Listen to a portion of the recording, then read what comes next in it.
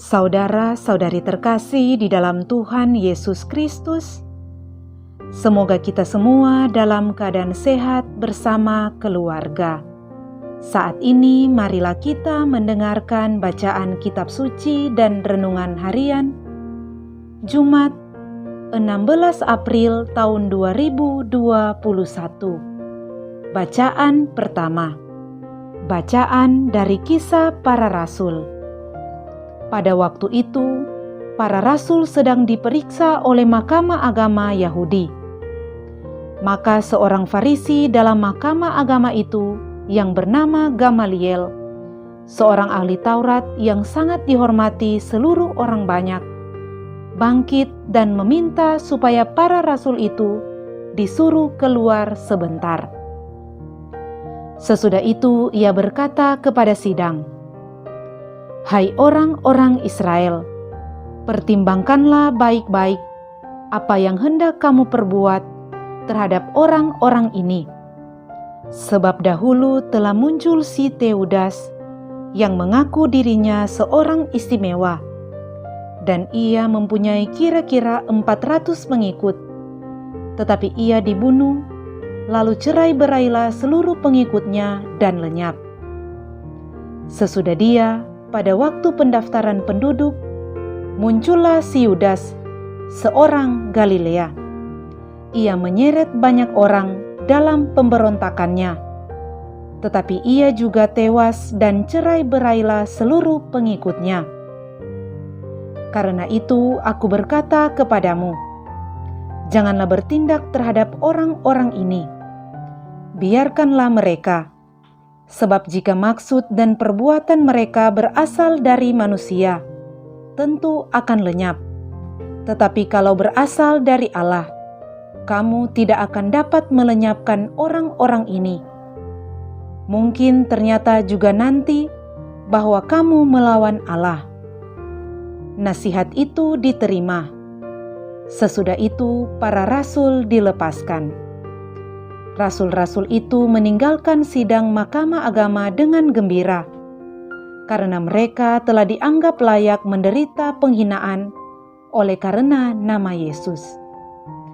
Dan setiap hari mereka melanjutkan pengajaran mereka di bait Allah dan di rumah-rumah umat, dan memberitakan Injil tentang Yesus yang adalah Mesias. Demikianlah sabda Tuhan. Syukur kepada Allah. Bacaan Injil. Inilah Injil Yesus Kristus menurut Yohanes. Dimuliakanlah Tuhan. Pada waktu itu, Yesus berangkat ke seberang danau Galilea, yaitu danau Tiberias. Orang banyak berbondong-bondong mengikuti dia karena mereka melihat mujizat-mujizat penyembuhan yang diadakannya terhadap orang-orang sakit.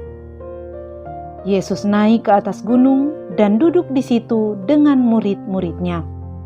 Ketika itu Paskah hari raya orang Yahudi sudah dekat. Ketika Yesus memandang sekelilingnya dan melihat bahwa orang banyak berbondong-bondong datang kepadanya, berkatalah ia kepada Filipus, "Di manakah kita akan membeli roti sehingga mereka ini dapat makan?" Hal itu dikatakannya untuk mencobai dia, sebab ia sendiri tahu apa yang hendak dilakukannya. Jawab Filipus kepadanya, "Roti seharga 200 dinar tidak akan cukup untuk mereka ini, sekalipun masing-masing mendapat sepotong kecil saja." Seorang dari murid-muridnya, yaitu Andreas, saudara Simon Petrus, berkata kepadanya, "Di sini ada seorang anak yang membawa 5 roti jelai dan mempunyai 2 ikan. Tetapi apakah artinya itu untuk orang sebanyak ini?" Kata Yesus, "Suruhlah orang-orang itu duduk. Adapun di tempat itu banyak rumput."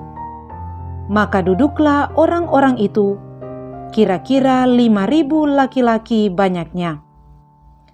Lalu Yesus mengambil roti itu, mengucap syukur, dan membagi-bagikannya kepada mereka yang duduk di situ. Demikian juga dibuatnya dengan ikan-ikan itu, sebanyak yang mereka kehendaki. Dan setelah mereka kenyang, ia berkata kepada murid-muridnya, "Kumpulkanlah potongan-potongan yang lebih, supaya tidak ada yang terbuang." Maka mereka pun mengumpulkannya dan mengisi 12 bakul penuh dengan potongan-potongan dari kelima roti jelai yang lebih setelah orang makan. Ketika orang-orang itu melihat mujizat yang telah diadakan Yesus, mereka berkata, "Dia ini benar-benar nabi yang akan datang ke dalam dunia." Karena Yesus tahu bahwa mereka akan datang dan hendak membawa dia dengan paksa untuk dijadikan raja, ia menyingkir lagi ke gunung seorang diri. Demikianlah Injil Tuhan. Terpujilah Kristus. Saudara-saudari terkasih di dalam Tuhan Yesus Kristus, renungan kita di saat ini diberi judul Solidaritas Kasih Tanpa Pamrih. Saudara-saudari terkasih, berbicara tentang solidaritas. Secara etimologi, solidaritas adalah kesetiakawanan atau kekompakan. Dalam Kamus Besar Bahasa Indonesia dijelaskan bahwa solidaritas diambil dari kata solider, yang berarti mempunyai atau memperlihatkan perasaan bersatu. Dengan demikian, jika dikaitkan dengan kelompok sosial, dapat disimpulkan bahwa solidaritas adalah rasa kebersamaan dalam suatu kelompok tertentu yang menyangkut tentang kesetiakawanan dalam mencapai tujuan dan keinginan yang sama. Saudara-saudari terkasih, saat kampanye politik, biasanya muncul banyak orang baik yang suka membagi-bagikan kekayaan, baik uang maupun barang. Saya memberi supaya nanti dipilih. Dalam bahasa Latin, semangat ini disebut do ut des. Saya memberi supaya engkau juga memberi kembali atau membalas. Kebaikan yang demikian berpamrih karena tidak berasal dari solidaritas kasih terhadap orang yang diberi, tapi kasih kepada diri sendiri. Dalam kisah Injil hari ini, Tuhan Yesus memberi makan 5.000 orang. Dalam kisah ini, para murid Tuhan dilatih untuk memiliki hati yang bertanggung jawab dan mudah tergerak oleh belas kasih tanpa pamrih.